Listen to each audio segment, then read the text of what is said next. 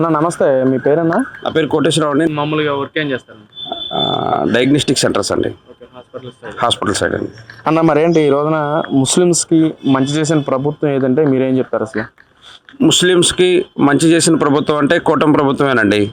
గత వైసీపీ హయాంలో ఇమాములకి అలాగే మౌజాములకి ఇవ్వాల్సినటువంటి గౌరవ వేతనం 45 లక్షల రూపాయలు పెండింగ్లో ఉన్నమాట వాస్తవం.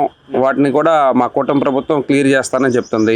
అలాగే మా కూటమి ప్రభుత్వంలో ముస్లిమ్స్కి సంబంధించినటువంటి షాదీ ఖానాలు కానీ, కపట స్థానాలు కానీ, అలాగే ఉర్దూ స్కూల్స్ కానీ అభివృద్ధి చేయడానికి కూటమి ప్రభుత్వం సపరేట్గా కొంత బడ్జెట్ని ఇచ్చి అభివృద్ధి చేయడం జరుగుతుందండి. అలాగే దాంతోపాటుగా మన కూటమి ప్రభుత్వంలో ముస్లిమ్స్కు ముఖ్య ప్రాధాన్యత ఇవ్వడం జరుగుతుందండి. అలాగే మక్కా వెళ్ళడానికి కూటమి ప్రభుత్వం సపరేట్గా ఒక ఫండ్ని ఏర్పాటు చేసి దాంట్లో భాగంగా కొంతమందిని ప్రతి నెలా కూడా మక్కా వెళ్ళటానికి మన ముస్లిమ్స్కి ముఖ్యమైనటువంటి ప్రాంతం మక్కా అండి. ఆ మక్కాని దర్శించుకోవడానికి ఉండే విధంగా పేద ముస్లింలందరికీ కూడా అవకాశాన్ని కల్పించడం జరుగుతుందండి. అంటే గత ప్రభుత్వ పాలకులు మాట్లాడుతున్నారు, అసలు ముస్లిం అందరికీ మంచి చేసిన ప్రభుత్వం మాది, అసలు మైనార్టీ వాళ్ళకి మంచి చేసిన ప్రభుత్వం మాది అంటున్నారన్న. మరేంటి అసలు ఏం చెప్తారు మీరు? గత ప్రభుత్వం ఇవ్వాల్సినటువంటి నిధులు కూడా కొంత పెండింగ్ ఉండటం జరిగిందండి. వాళ్ళు ఇవ్వలేని వాటిని కూడా ఇప్పుడు మేము మా కూటమి ప్రభుత్వంలో క్లియర్ చేస్తామని చెప్పేసి మా ముఖ్యమంత్రి గారు నిన్న జరిగినటువంటి రంజాన్ ప్రోగ్రాంలో కూడా చెప్పడం జరిగిందండి. అంటే మరి ఎందుకైనా వైసీపీ నాయకులు మాట్లాడుతూ అసలు పథకాలు ఏమి ఈ ప్రభుత్వంలో అందట్లేదు, అసలు టైం టు టైం ఇచ్చిన ప్రభుత్వం అది అంటున్నారు. మరి పథకాలు అందలేదు అనే మాట చాలా తప్పండి. చంద్రబాబు నాయుడు గారు ప్రతిదీ కూడా క్షుణ్ణంగా పరిశీలించి ప్రతిదాన్ని కూడా అన్నిటినీ కూడా అధికారులందరికీ చెప్పి ఏదైనా కూడా చిన్న చిన్న లోపాలు జరిగినా కూడా వాటన్నిటిని కూడా రెక్టిఫై చేయడం జరుగుతుందండి. అంటే మరి కానీ వైసీపీ నాయకులు అంటున్నారు, మరి గత పాలనలోనే నేను సంక్షేమం డెవలప్మెంట్ రెండు కళ్ళలా చేసిన ప్రభుత్వం మాది, అసలు ఈ కూటమి ప్రభుత్వం అసలు ఏమీ డెవలప్మెంట్ లేదు, పథకాలు లేదు అంటా ఉన్నారు. మరి సంక్షేమం అంటే ఏంటి, అభివృద్ధి అంటే ఏంటి? సంక్షేమం అనే దాన్ని వాళ్ళు ఇచ్చిన దానికంటే కూడా రెట్టింపు దశలో ఉండే విధంగా, అందరికీ కూడా అందుబాటులో ఉండే విధంగా మహిళలకు ఫ్రీ బస్ పెట్టడం కానీ, అలాగే పథకాలన్నింటినీ కూడా ఇంకొంత మెరుగుపరిచే విధంగా వాళ్ళు 3,000 ఇస్తే మేము ఫిక్షన్ 4,000 ఇవ్వడం జరిగింది. అలాగే మిగతా అన్ని విషయాల్లోనూ కూడా ముందంచులో ఉన్నామండి. అంటే రోడ్ల పరిస్థితి ఏంటని ఏం చెప్తారు? చాలా అభివృద్ధి జరిగిందండి. పబ్లిక్ అందరూ కూడా ప్రతిరోజు చాలా హర్షం వ్యక్తం చేస్తున్నారండి. కూటమి ప్రభుత్వం వచ్చిన తర్వాత ఎక్కడా కూడా రోడ్లలో ఇబ్బందులు లేవు, చాలా మంచిగా జరిగినాయి అనే విషయాన్ని పబ్లిక్కే చాలా హర్షం వ్యక్తం చేయడం జరుగుతుందండి. కానీ వైసీపీ నాయకులు అసలు మా ప్రభుత్వంలో మొత్తం జరిగింది, కూటమి ప్రభుత్వంలో అసలు ఏం లేదు అంటున్నారు కదా. మరి ప్రతి చోట గోతులమయంగా ఉండేదండి మన వైసీపీ ప్రభుత్వంలో. కూటమి ప్రభుత్వం వచ్చిన తర్వాత దాన్ని మా చంద్రబాబు నాయుడు గారు కానీ మా నారా లోకేష్ గారు చెప్పిన విధంగా ప్రతి రోడ్డును కూడా చాలా అభివృద్ధి చేయడం జరిగిందండి. ఎక్కడా కూడా రోడ్డు అనేదాన్ని ఇబ్బంది లేకుండా జరిగింది. అలాగే మన మున్సిపల్ కార్పొరేషన్లో కూడా ఇమీడియట్గా రోడ్లు వేయడానికి సంబంధించినటువంటి ఒక మిషన్ను కూడా, అత్యాధునికమైనటువంటి మిషన్ కూడా మన విజయవాడ కార్పొరేషన్ తీసుకురావడం జరిగిందండి. అన్న మరి ఇటు లోకేష్ గారు చేస్తున్నా అంటే విద్యాశాఖ మంత్రిగా చేస్తున్నారు, మరి ఆయన పనితీరు ఏంటి అసలు? ఆయన రాష్ట్రంలో జరిగేటువంటి ప్రతి దాంట్లోనూ కూడా జాగ్రత్తగా 1-2 సార్లు క్షుణ్ణంగా పరిశీలించి దానన్నింటినీ కూడా జాగ్రత్తగా చేయడం జరుగుతుందండి. అలాగే విద్యాశాఖలో చాలా మంచి మార్పులు తీసుకురావడం జరిగింది. ఇంతకుముందు 24-25 యాప్లు ఉండే టీచర్స్ వాటన్నిటినీ కూడా సింగిల్ యాప్గా చేసి ప్రతి టీచర్ని కూడా క్షుణ్ణంగా ఇబ్బంది లేకుండా ఉండే విధంగా యాప్ని డెవలప్ చేయడం జరిగిందండి.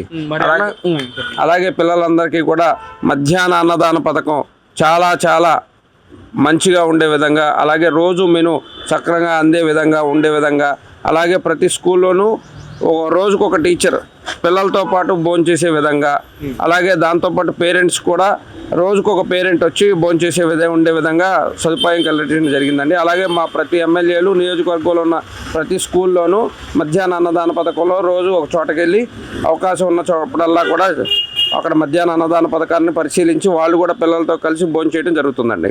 అంటే మరి ఏదైతే సర్వశిక్షణ అభియాన్ సంస్థ వాళ్ళు కూడా ఈ రోజున కూటమి ప్రభుత్వం వచ్చిన తర్వాత స్కూల్స్ మొత్తం డెవలప్ అయింది, చాలా సంస్కరణ చేశారని చెప్పి ఒక నివేదికలో వాళ్ళు చాలా హర్షం వ్యక్తం చేసిన పరిస్థితి, చాలా సంతోషంగా ఉన్నారు. మరేంటి దాని గురించి ఏంటన్నా? చాలా బ్రహ్మాండంగా పిల్లలందరికీ కూడా ఉచిత కళ్ళజోడు పంపిణీ కార్యక్రమాన్ని కూటమి ప్రభుత్వం స్టార్ట్ చేయడం జరిగింది. అలాగే ప్రతి పిల్లలకి కూడా విటమిన్ టాబ్లెట్స్ అన్నీ కూడా ప్రతి గవర్నమెంట్ స్కూల్స్కి వెళ్ళి గవర్నమెంట్ డాక్టర్స్ అలాగే అక్కడ ఉన్నటువంటి ఏఎన్ఎంలు జిఎన్ఎంలు అందరూ కూడా వెళ్ళి ఆ పిల్లలందరినీ పరిశీలన చేసి వారికి ఏదైనా హెల్త్ ఇష్యూ ఉంటే వాడిని వెంటనే రెక్టిఫై చేయడం జరుగుతుందండి. అంటే ఓవరాల్గా ప్రభుత్వ పనితీరు ఏంటి అసలు? చాలా సూపర్ డూపర్గా ఉందండి, చాలా అద్భుతంగా ఉంది. మనం చెప్పాల్సిన అవసరం లేదు. ఉదాహరణకు వైజాగ్లో గూగుల్ సెంటర్ ఏర్పాటు చేయడం కానీ, అలాగే అమరావతిలో ఏఐ సెంటర్ అభివృద్ధి చేయడం కానీ, అలాగే అమరావతిలో రోడ్లు కానీ బిల్డింగులు కానీ చాలా అత్యాధునికంగా చాలా స్పీడ్గా వర్క్ జరగడం జరుగుతుందండి. అన్న మరి ఏదైతే నిన్న అమరావతిలో పొట్టి శ్రీరాములు గారి విగ్రహావిష్కరణ, మరి ఇటు పక్కన వైసీపీ నాయకులేమో అసలు కూటమి ప్రభుత్వం అసలు ఇది చేసింది ఏంటి, అలా విగ్రహం పెట్టడానికి అలా ఎందుకు పెట్టారని చెప్పి వైసీపీ నాయకులు మాట్లాడుతున్నారు. మరి ఆంధ్రప్రదేశ్ ఏర్పడడంలో ప్రముఖంగా అమరవీరులు పొట్టి శ్రీరాములు గారు చేసిన 58 రోజుల ఆమరణ నిరాహార దీక్షే దీనికి కారణం అండి. ఈ అభివృద్ధికి ముఖ్యంగా ఆయన చేసినటువంటి కృషికి గుర్తిస్తూ మా కూటమి ప్రభుత్వం 58 అడుగుల కాంస్య విగ్రహాన్ని అక్కడ ఏర్పాటు చేయడం జరిగిందండి. అంటే వాళ్ళు మాట్లాడుతున్నారు ఈ రోజున అమరావతిలో 6 ఎకరాల స్థలం కేటాయించారు, దానికి అసలు అంత స్థలం దేనికని చెప్పి కూడా మాట్లాడుతున్నారు. అమరావతిని మన ఆంధ్రప్రదేశ్ రావటానికి ముఖ్య కారకులు పొట్టి శ్రీరాములు గారండి. అలాంటి పొట్టి శ్రీరాములు గారిని గుర్తిస్తూ అలాగే ఆయనకు ఒక గుర్తింపు ఇవ్వడం కోసం అమరావతిలో 6 ఎకరాల స్థలాన్ని కేటాయించడం జరిగిందండి. అంటే అన్న మరి రైతుల గురించి ఏం చెప్తారు, మీ అభిప్రాయం? అసలు ఈ రోజున కూటమి ప్రభుత్వం వచ్చిన తర్వాత అసలు రైతులు పూర్తిగా ఆత్మహత్యలు చేసుకుంటా ఉన్నారు. పక్కన వైసీపీ నాయకులేమో చంద్రబాబు అసలు నువ్వేం చేస్తున్నావు, కడుపుకి అన్నం తింటున్నావా లేక రైతుల చావులు తింటున్నావు అని చెప్పి వైసీపీ నాయకులు మాట్లాడుతున్నారు. మరి వైసీపీ హయాంలో సెంట్రల్ గవర్నమెంట్ ఇచ్చిన 13,000 రూపాయలు మాత్రమే రైతులకు అందించడం జరిగిందండి. మా కూటమి ప్రభుత్వం వచ్చిన తర్వాత 3 సార్లుగా 3 విడతల్లో 6,000 చొప్పున రైతులందరికీ కూడా కంప్లీట్గా అందించడం జరిగిందండి. అలాగే యూరియా కూడా కొరత లేకుండా దానికి సంబంధించినటువంటి శాఖ మంత్రివర్యులు అలాగే ముఖ్యమంత్రి గారు రివ్యూ మీటింగ్స్ పెట్టి దాన్ని ప్రతిసారి కూడా ఇబ్బంది లేకుండా చూస్తున్నారండి.